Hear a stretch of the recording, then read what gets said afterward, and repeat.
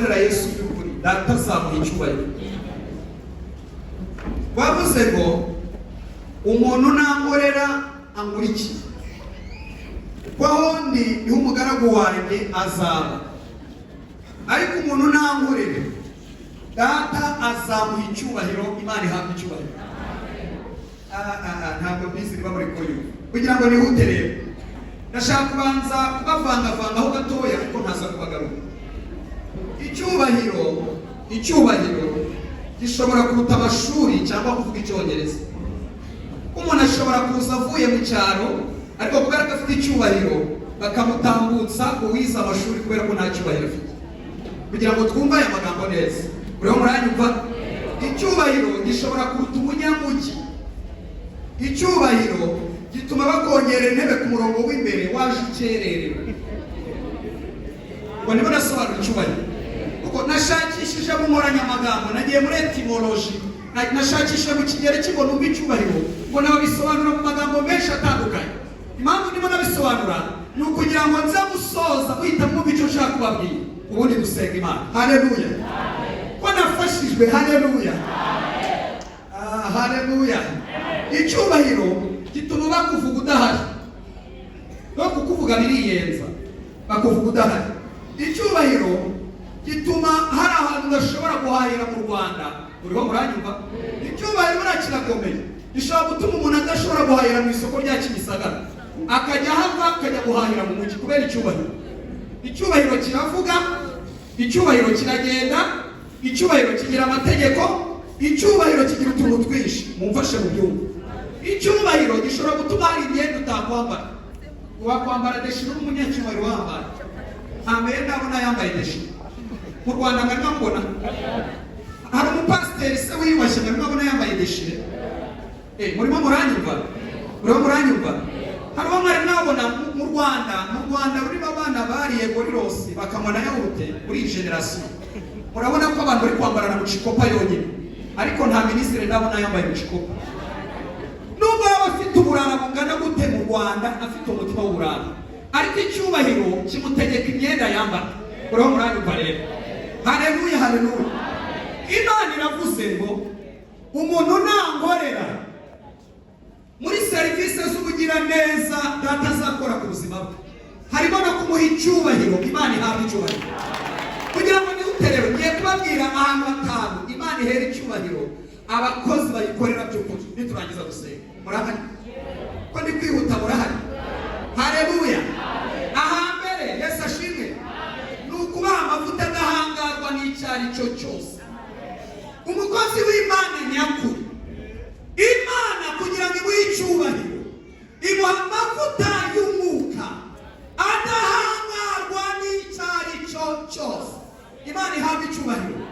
Numvise babirinde bene data, Pawulo ageze i Berita, byakozwe no mu 28, ngo yasanze inzoka y'inshira bogeza yari ifite abafana, kubera ko yari inzoka yari yararumye abantu iruma n'abantu. Abantu b'i Berita bayemera ngo babacanira umuriro, ariko mwibuke ko mu iteraniro hari umukozi Imana witwa Pawulo. Turi kumwe? Haleluya! Amavuta atadahangarwa n'icyari cyo cyose. Bibiliya iravuga ariko Mana icyama Imana ikabiduha. Muri generasi Imana ikabiduha. Bimagoba, ntibitinya abarozi, ntibitinya abapfumu n'abakonikoni, ntibitinya imbaraga mbi, ntibitinya ikirere. Ni amavuta adahangarwa, kandi itorero ry'Imana rirayakeneye. Pawulo rero ngo ari bacana umuriro, bari babakiriye neza, yararokotse imiraba yo mu nyanja irimo zahura kuroza ruhuma. Nta mwanya mfite wo kubivuga ko ndimo ndihuta ngo baze kongera baririmbe. Yesu ashimwe. Ngo ari bacana ya nzoka y'inshira yiyemera cyane ihangara Pawulo mushobora kuba mutamuzi, nta mwanya ngo ndakuza kumubabwira. Ntabwo mumuzi, ntabwo Pawulo mumuzi. Pawulo afite ibintu bibiri yakoze mu isi y'umwuka. N'uyu munsi ubanza tutamukurikira abavuga butumwa bagenda. Icyambere ajya kubwiriza i Korinto, ngo yaragiye bashyizeho za kingo, hazaza umugabo ufite amavuta, Imana izamukoresha ibimenyetso bikomeye. Ngo ahageze ababwiriza nk'udafite ubwenge, ngo be gusigarana Pawulo bumvise nyuma bagumane Yesu ufishe. Inde wabishobora? uzamara repetition mukora kugira ngo n'ukorye mushyiramo tumwe n'utwarogyorogyo kiraki. Uretse ko faites attention ku baririmbyi ngo nabibigisha mu Rwanda hose hariho n'udukoryo tudafite meaning mu buryo bw'umwuka, tudafasha, tudafite ikintu tuzana. Narabibabwiye hano hari abantu naretse kujya umuntu aratubwira ngo tuvuge ngo nyaho, kandi umuziki warahumaga nyaho. Ntekereza ko nyaho bikorwa n'injangwe navuga.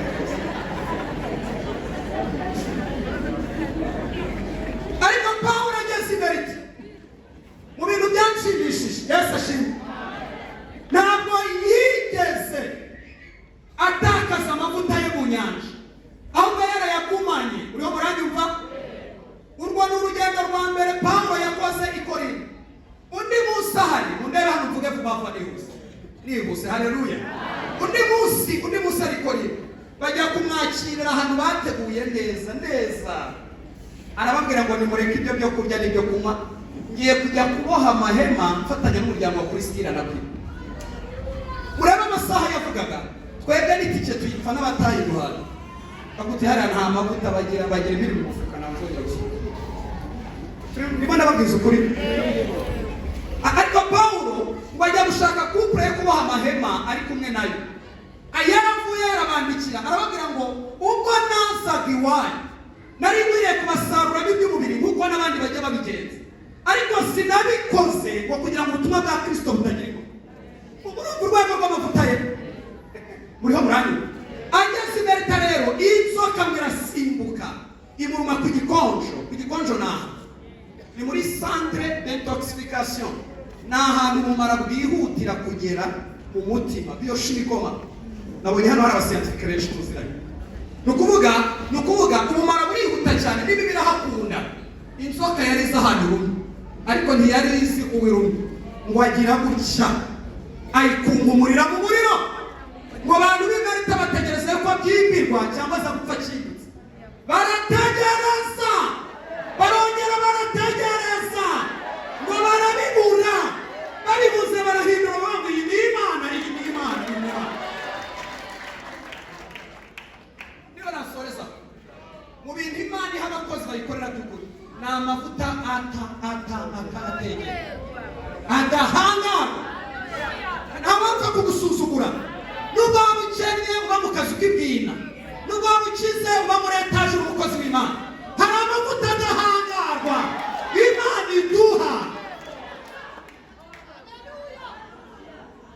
Abarokore muranyumvise?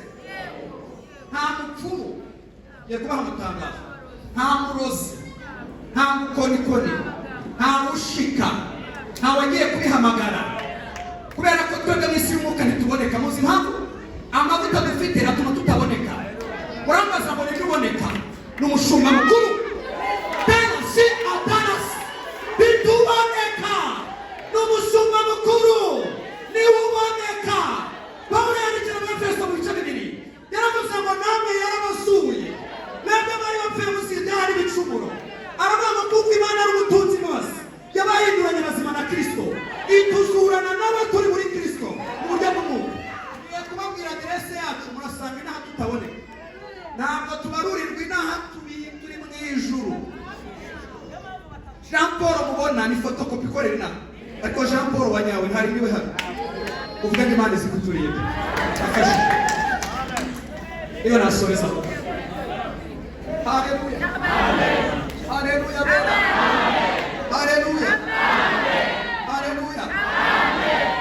Kurira ariko mumfashe ngo ngire cyane kuko yandize birangora kugaruka. Nakunze amasaziro ya Samweli yagiye gusazira inayo tirama, namusomye mu gitondo ndongera ndasoma. Agiye gusazira inayo tirama, Sawuli yari yaraguye amwibeshyaho ko yagabanukiye, na amavuta adahangarwa rero. Ngo Dawidi yari yahungiyeyo, hari abasomyi babiri muri hano, hari abantu ukunda ijambo ry'Imana. Wowe wikwita ku bantu muri kumwe, wakurikiye ibukunda ijambo ry'Imana. Haleluya. Bibiliya iravuga ngo Sawuli yohereza ingabo za mbere, zihageze zisanga hari amavuta agutegeka gukora icyo basanze bakora. Amena. Niba ushaka kugira ibiganiro ugasanga bari gutanza, nawe ujya muri danse. Ntubishaka ariko hari imbaraga.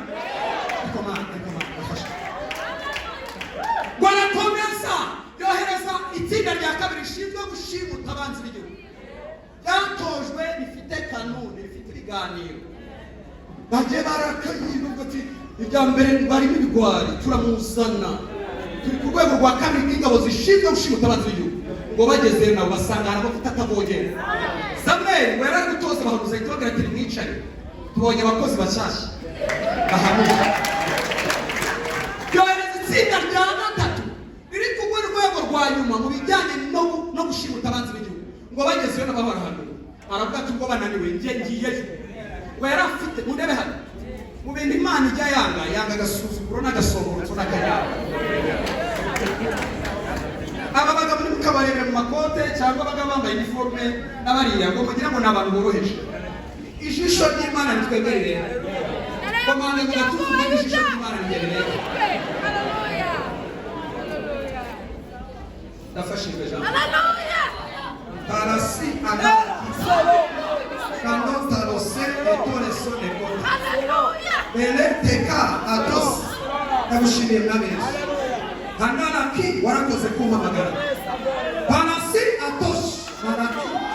Sena talasi atona kota. Warakoze kugira umwana wawe. Hena pisani kati. Sena talasi hetana kota. Manati kashila. Hena siwatila. Hallelujah. Wagenda yanakaye wanavuta yamufatiye inayotira yamusanze ku kagezi kitwa se wagenda hanura inzira yose wageze inayotira amavuta mwambura imyambaro agata agasuzugura ufite ugomba guhanura mugasuzugura ngo wumva abakozi Imana uburyo baremereye ntabwo Samweli yashaje wenyine afite amavuta adahangana wahanura yambaye ubusa ijoro ryose babwira akantu kabaye Tonda yabwiye abasirikare ati ntarabwenge kuko uwo munsi nsubirayo nzaba Imana yambaye amahirwe n'ahantu ariko n'insubizo nzaba abakozi bakorera Imana by'ukuri iduha amavuta ataba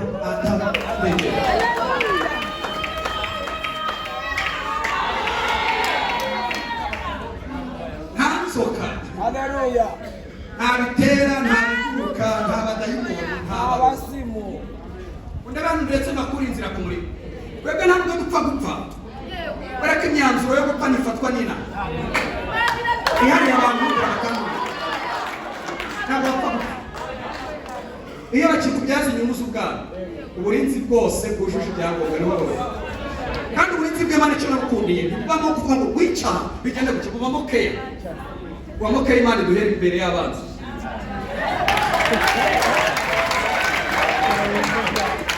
ushobora kuba utari mbisi ubu burinzi bw'Imana hano burimo keya icya kabiri murakurikiye nuko abakozi b'Imana bakorera Imana by'ukuri Imana ibarinda mu makorosi yo guseberamo isigira amakorosi menshi yo guseberamo ubukumi wabuseberamo umusore wabuseberamo byararimwe wabiseberamo mu kazi wahasebera wahamwarira ariko Imana iturindira ku makorosi yo guseberamo urashaka nsome Bibiliya nimubonye Dawidi imbere ya Goliyati azwi mu gisirikare nta nirankaniye ariko afitanye amateka aremereye n'Imana yari afite ibintu birindwi yari intwari akaba indwanyi bamucuranze umuhanda agasoza niko nakunze Uwiteka yari ari kumwe nabo urumva yitondaga mu byo avuga ariko Uwiteka yari ari kumwe nabo noneho ahigutse imbere ya Goliyati ngo aramumefiya urumva yashakiye seveye arayibura ashaka ibigwi byarabibura ariko mu isi y'umwuka Imana bari kumbira ifatana n'uti ariko ndanezerewe uranezerewe urishimye kuba watoranye urishimye ku gasare Imana bahumugisha ufite ubwiza bw'Imana kandi mujye mukorera Imana by'ukuri birishimye ntabwo uzi icyabaye yaramubwiye ngo unteye gutyo wagize ngo ndimo Dawidi amusubiza ntabwo aramubwira ngo uteye mu izina ry'Uwiteka Imana ya Isiraheli wasuzuguye kubera agasomborotso ufite uyu munsi irakungabiza mwici uci igihanga muri Isiraheli no mu isi yose baramenya ko nta yindi Mana abasomyi ba Bibiliya ntiyamwishe ko ndagisoje kuko impamvu zayo ubundi ndimo ndiyumva ibihe byo kuvuga amasaha 6 ariko ejo nzabwiriza ikaramu reka nzabwiriza ikaramu haleluya haleluya.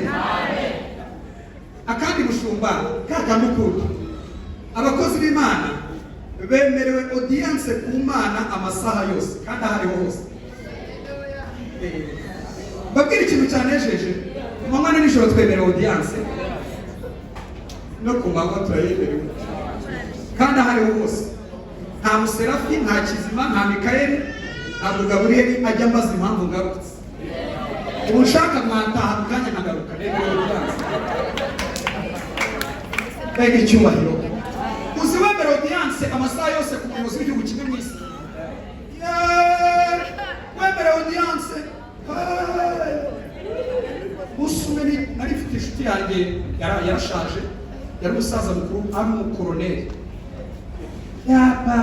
Njyana nawe mu ishuri rimwe rya gisirikare ahayoboye. Uwari ku burinzi yari kapiteni, yarambwiye musijyane we ni inshuti yanjye tugende, kandi nambaye iniforume zo muri segonderi, ariko yaramubwiye ati wapi nkumubaza ibyangombwa we ni inshuti yanjye. Tugiye kurya murambaza aho twaririye muri etaje, ahantu hari ibintu bya karite ya mbere by'abayobozi.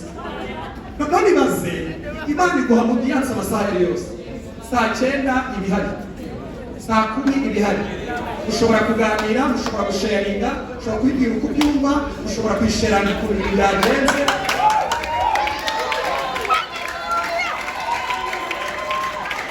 Yafashijwe urwego ntashobora kubasobanurira.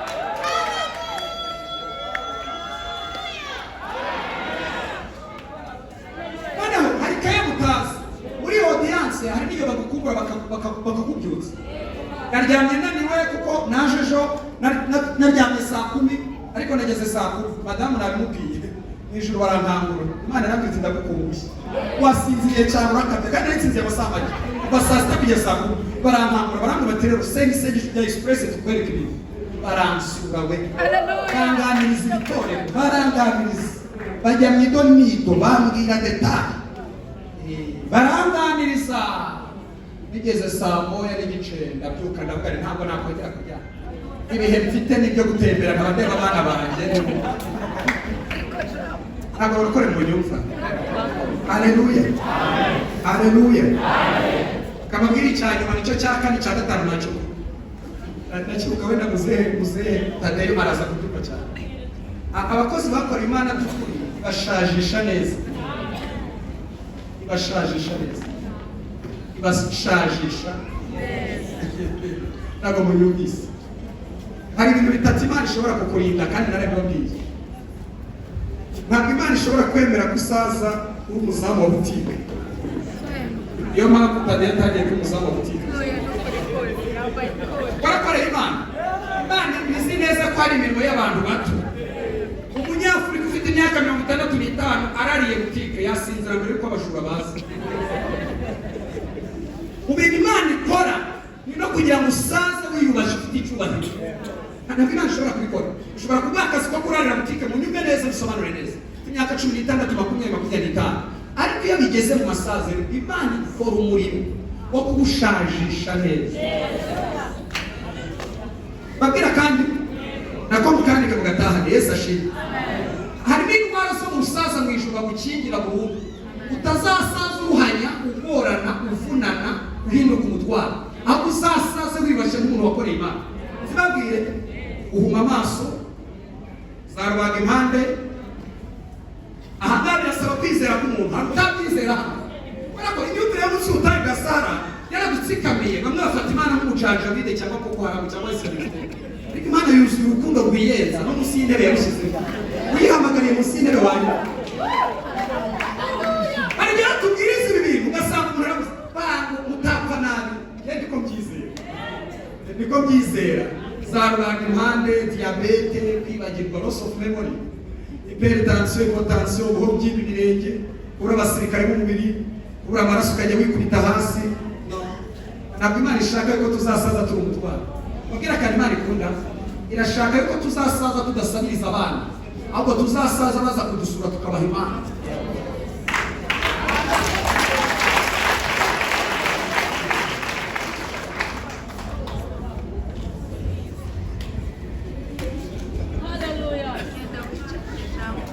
bamwe bariya ndabona batandukanye.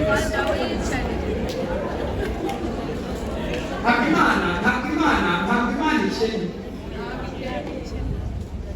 Ntikennye ku bantu, ntikennye ku bakozi, ntikennye ku icyo ari cyo cyose. Ni nayo mpamvu ibintu Imana igira nta mukobwa ntabwo yahaye akazi. Yananirwa mu mutwe atarabasha kubarura Imana. N'uwaguha kubarura imisatsi yawe yonyine. Wakoresha CPA, ACCA, professional courses wamaze wajya usubira kuba wabaruye. Imana igira ibintu byagaragaye bitaragaragara. Kandi Imana izi gutanga. Imana ijya yubaka ubuzima bw'umuntu ikabuhera hasi ikabugeza hejuru.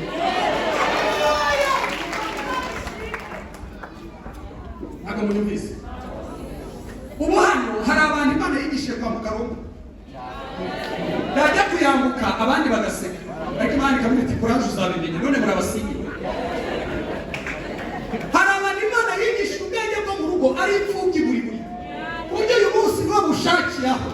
Imana irakize. Imana ikize ku bwenge, ikize ku buhanga, ikize ku bintu, ifite amafaranga, ifite abantu, ifite ubutaka, irakomeye.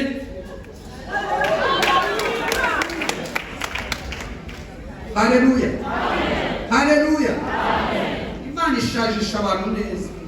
Aburahamu ari mu masaziro ye yahaga abantu Imana. Kandi bari ibintu biryoha ku bantu gusa. Ni uri grandpa. Utari stress. Rampa. Abana basa kumusuruka mu kamuhimbo kudishaka igisake ta. Arataka ati kwa gatanu tuzasubireye. Nabonye hari n'imineke. Ariko usaje kuri saki uhamagara buri munsi. Kamanje mujye bukana. Kandi nzabite. Ayo kabati ni stress dufite napfe kuba. Ariko ushaje neza muri grandpa. Aravuga ati Imana muhe muharame. Zakuraho amagise. Mukiro original nzayikura ese. Imineke nzayikura. Niba mutize Imana ifite ubushobozi bwo gushajisha umuntu neza. Agasaza atanga impano agasubiza. Hari umudokiteri witwa Rebecca Brown. Abantu benshi gusoma ibitabo bye. Yanditse igitabo kivuga ngo Comment chasser les démons. Ni gute wakwirukana ibiyokazi. Aravuga ngo Abanyafurika Satani atubeshaho nabi dutegereje amasezerano. Yamara no gusohora tukamera nk'aho atasohoye. Tugahangayika nk'uko twari duhangayitse. Ugasanga umuntu afite umururumba. Nina muri ku modoka. Fresh umuzamu uvuye mu cyaro Nyamagabe yanarwa gukora ngo yuko imodoka imwe. Oya, kera mwene so tujye tuvugisha murebe mu maso. Ubwo tujye tuvugisha. Nawe ukibuka ukivanya kabwene cyangwa ndebe. Ukiviriya wari umeze ute mu muci. Satana gushasha neza. Ntidushobore kwinjoyinga ubuzima Imana turemeye. Kubera ko mundabahana mu Mana bagira ibyumba byinshi baturwarije. Ubu hari umuntu uri kuri bombone babwira batumuka warushize ariko turakongereye. Urabona hari uwo basuye mu kanya tutaratangira kubwiriza bamaze gusura. Hari uwo bahaye imbaraga kugira ngo azamuke biruhanya ataye kwepa agomba kwizamuka. Hari n'uwo bashyize ku tubuto urangije ishuri. Bavuga bati 2024 warababaye ariko tuguhaye utubuto.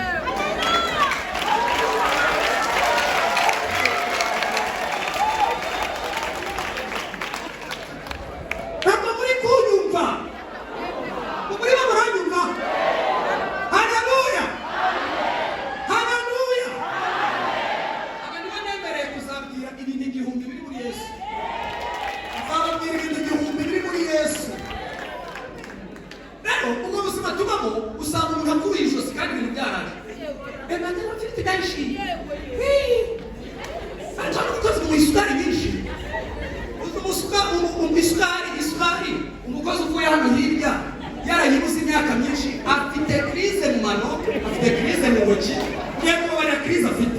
Niba ari ifite afite krize mu nzara. Krize ya keratine. Voilà, mudebe hano bigisha siyansi. Urayumva turi mu mwuka abantu. Afite krize ya keratine. Mwana mu mitsi afitemo krize z'ibintu byinshi bitandukanye. Amakalisiumu ntayarimo nta na kimwe kirimo. Amaraso matembabuzi za feri ntizirimo gisombe nyine nayindi. Binasaba yuko utamusangiza n'abana bawe kuko bahaza.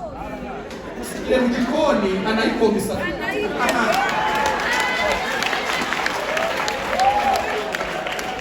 Ntabwo muri kunyumva.